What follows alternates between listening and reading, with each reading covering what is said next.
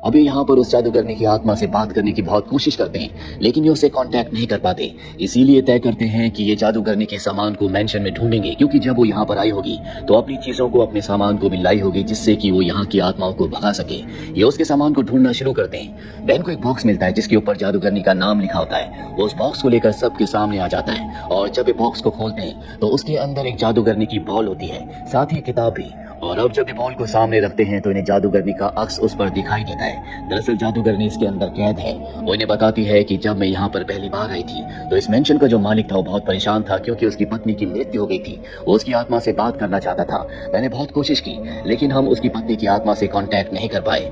मैंने मेंशन के मालिक को समझाने की कोशिश की कि तुम्हें अपनी जिद को छोड़ देना चाहिए, लेकिन उसने मेरी बात नहीं मानी और हमसे गलती से आत्माओं की दुनिया का रास्ता खुल गया, जिससे बहुत सारी आत्माएं यहाँ पर आ गई, जिनमें से एक मेंशन के मालिक की पत्नी की आत्मा भी थी, जिसने खुद अपने पति को यानी कि मेंशन की मालिक को मार दिया।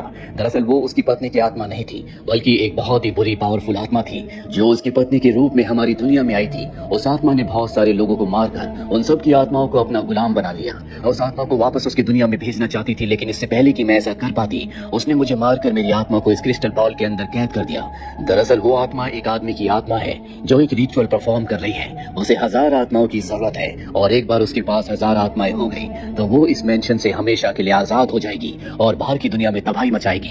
आज तक उस आत्मा ने 933 लोगों को मारकर उनकी आत्मा को अपना गुलाम बना लिया है, और अब उस आत्मा का अगला शिकार बेन है। दरअसल वो आत्मा लोगों के दुख दर्द पर जीती है, वही उसकी ताकत है।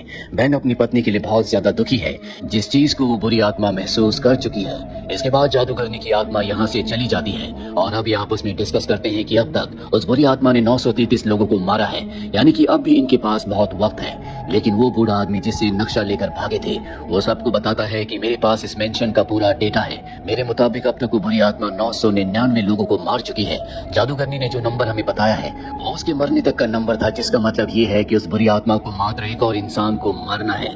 अब यहाँ पर गैबी का जो बेटा होता है उसकी जिंदगी में बहुत अकेलापन होता है, इसीलिए बेन उससे दोस्ती कर लेता है। उससे दोस्ती करके बेन को भी बहुत अच्छा लगता है, और अब यहाँ पर जो मीडियम है वो तय करती है कि वो एक बार फिर से रिचुअल करेगी, जिसके बाद वो आत्माओं की दुनिया में जाकर आत्माओं से पूछेगी कि उस बुरी आत्मा से निजात कैसे पा सकते हैं। अब ये रिचुअल परफॉर्म करते हैं, लेकिन उसे रिचुअल बहुत अच्छे से नहीं आता, जिस वजह से उसकी जगह बेन आत्माओं की दुनिया में पहुंच जाता है, जहां पर उसे बहुत सारी आत्माएं दिखती है। वो इस मेंशन के मालिक की आत्मा को भी देखता है, जो बेन से कहती है कि तुम सब यहाँ से चले जाओ। उस आत्मा को सिर्फ एक और इंसान को मारना है, जिसके बाद उसके अंदर बहुत सारी शक्तियां आ जाएंगी और हम भी हमेशा के लिए यहाँ पर कैद हो जाएंगे। हम कभी यहाँ से नहीं निकल पाएंगे। और तभी वो बुरी आत्मा वहां पर आ जाती है, जिसका सर नहीं होता। इसका नाम हेटमैन है। जब ये जिंदा था तो बहुत ही जालिम हुआ करता था। वो अब बेन को मारने की कोशिश करता है, लेकिन तभी मीडियम उसे रास्ता दिखाती है और असली दुनिया में होश में ले आती है, जिसके बाद बेन की मदद से ये उस आदमी के स्केच को बनवाते हैं। इन्हें पता चलता है कि ये जो मेंशन है उसी आदमी के पिता ने बनवाया था, लेकिन बाद में उस आदमी ने यहाँ पर बहुत सारे लोगों को मारा, जो कि वो एक रिचुअल के तहत कर रहा था, क्योंकि उसे पावर चाहिए थी। पर इससे पहले कि वो अपने रिचुअल को पूरा करता 1000 लोगों को मारता, लोगों को उसके बारे में पता चल गया, जिसके बाद उसके सर को उसके धड़ से अलग करके उसे मार दिया गया।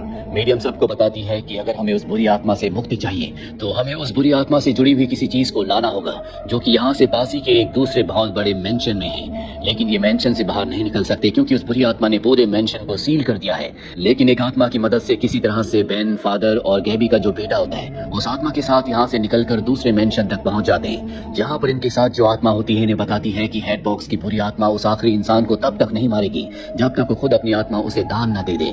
और अब ये उस कमरे में पहुंच जाते हैं जहाँ पर हेड बॉक्स ने सभी लोगों को मारकर दफनाया था। वहाँ पर उसकी हेड भी होती है, और जब ये उसकी हेड को उठाते हैं तो उसके नीचे उसका स्कल होता है। उसकी हेड लेकर ये वापस अपने मेंशन में आ जाते हैं, जहाँ पर बूढ़ा आदमी इनके ऊपर हमला कर देता है, क्योंकि हेडमैन ने उसके शरीर पर अपना कब्जा कर लिया है। वो अपनी हेड छीनकर आग में फेंक देता है, ताकि ये उससे कोई रिचुअल परफॉर्म करके उसकी आत्मा को नष्ट ना कर पाए। और अब वो बूढ़े आदमी के शरीर से निकलकर बाहर आ जाता है और इन सब से कहता है कि मेरा आखिरी शिकार बेन नहीं बल्कि गैबी का बेटा है, क्योंकि वो बहुत ज्यादा दुखी है और दूसरों का दुख ही मेरी ताकत है।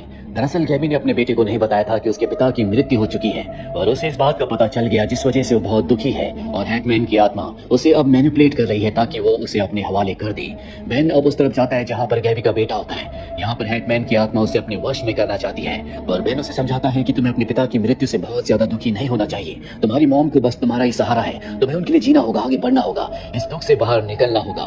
गैबी का बेटा उसकी बात मान जाता है। वही हमें फादर को दिखाया जाता है, जिनके सामने बहुत सारी आत्माएं हैं जो हेटमैन के वश में है, इसीलिए वो फादर के ऊपर हमला करना चाहती हैं। फादर उन सब आत्माओं से कहता है कि हेटमैन की आत्मा एक बुरी आत्मा है, उसने तुम्हें अपने वश में कर रखा है और अगर उसका रिचुअल पूरा हो गया तो तुम हमेशा के लिए यहाँ पर कैद हो जाओगे। आत्माओं को उसकी बात समझ में आ जाती है और वो उसका साथ देने के लिए तैयार हो जाती हैं। वहीं बेन और गैबी के बेटे को दिखाया जाता है जो भाग कर कब्रिस्तान में पहुंच जाते हैं। यहाँ पर बहुत सारी आत्माएं होती हैं। गैबी भी यहाँ पर पहुंच चुकी है और अब हेटमैन की आत्मा यहाँ पर आ जाती है जो बेन से कहती है कि तुम मेरे साथ चलो, तुम अगर मेरे साथ चले तो तुम हमेशा के लिए अपनी पत्नी के साथ रह सकते हो जिससे तुम बहुत प्यार करते हो।